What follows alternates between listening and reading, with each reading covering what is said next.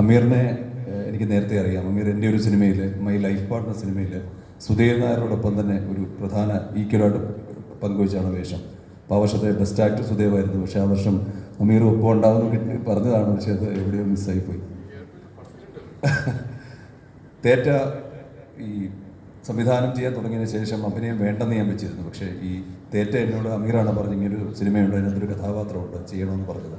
അപ്പോൾ എല്ലാവരുടെയും മനസ്സിൽ അവനവൻ്റെ സിനിമകളും അവനവൻ്റെ കഥാപാത്രങ്ങളൊക്കെ എപ്പോഴും മിഴിവിട്ടതാകണം, അല്ലെങ്കിൽ മനോഹരമാണെന്നൊക്കെ ചിന്തിക്കാറുണ്ട്. പക്ഷേ ഈ സിനിമയുടെ കഥ കേട്ടപ്പോൾ എന്നെ വല്ലാതെ അട്രാക്ട് ചെയ്ത്, ഇത് എനിക്കൊന്നും ഞാൻ വെറുതെ പറയുന്നതല്ല, ഇതിൻ്റെ സബ്ജക്റ്റ് വൈസ് ഇതൊരു വല്ലാത്തൊരു ഔട്ട്സ്റ്റാൻഡിങ് സബ്ജക്റ്റ് ആയിരുന്നു.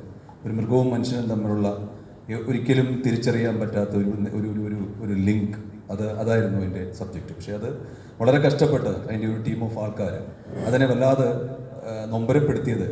ഓരോരുത്തർക്ക് സിനിമ ചെയ്യണമെന്ന് പറയുമ്പോൾ അവരെ എല്ലാം അർപ്പിച്ചിട്ട് ജീവിക്കാറുണ്ടല്ലോ. അങ്ങനെ ഒരു ഗ്രൂപ്പ് ഓഫ് ആൾക്കാരുടെ സിനിമയിൽ താരങ്ങളാവണം, സംവിധായകനാകണം, മറ്റാകണം എന്നൊക്കെ പറഞ്ഞിട്ട് അവർ ചെയ്ത ഒരു എഫോർട്ട് ഉണ്ടായിരുന്നു ഈ സിനിമയിൽ. അവരുടെ കഷ്ടപ്പാടാണ് ഇന്ന് ഈ വേദിയിൽ നിൽക്കുന്നത്. അവിടെ എത്ര തിരക്കാണെങ്കിൽ ഞാൻ ഓടിയെത്താനുള്ള ഒരു കാരണം തന്നെ ഒരുപാട് കഷ്ടപ്പാടിൽ കൂടെ അവരുടെ ഒരു ചിത്രം നാളെ അല്ലെങ്കിൽ 20-ാം തീയതി സ്ക്രീനിൽ തെളിയാൻ പോവാണ്. അത് നമ്മളൊക്കെ കാണുന്നതിനപ്പുറത്തേക്ക് ആ ഗ്രൂപ്പ് ഓഫ് ആൾക്കാർ അനുഭവിക്കാൻ പോകുന്നൊരു സുഖമുണ്ട്.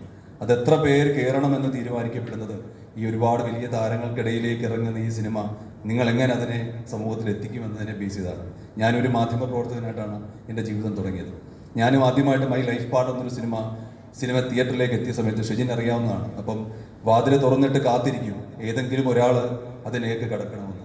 പക്ഷേ ആ കഥവ് തുറന്നു വരാൻ അധികം പേര് വന്നില്ല. കാരണം സ്വവർഗ പ്രണയം എന്നൊരു വിഷയം മലയാളിക്ക് അന്ന് അന്യമായിരുന്നു. ഇന്ന് കാതൽ വാദോരാതെ കൈയടിച്ച് പ്രോത്സാഹിപ്പിച്ചപ്പോഴും ഒരു ദിവസം ഞാൻ കണ്ടതാണ് ആ വാതിൽ തുറന്ന് ആരെങ്കിലുമൊക്കെ കടന്ന് എൻ്റെ സിനിമ തിരശ്ശീലയിൽ കാണണമെന്നൊക്കെ ഞാൻ ഒരുപാട് ആഗ്രഹിച്ചതാണ്. പക്ഷെ അന്ന് ആരും അധികം പേര് വന്നില്ല. പിന്നീട് അതിന് ഒരുപാട് അവാർഡുകളും സ്റ്റേറ്റ് അവാർഡ് കിട്ടിയപ്പോഴാണ് ആ സിനിമ ശ്രദ്ധേയപ്പെട്ടത്.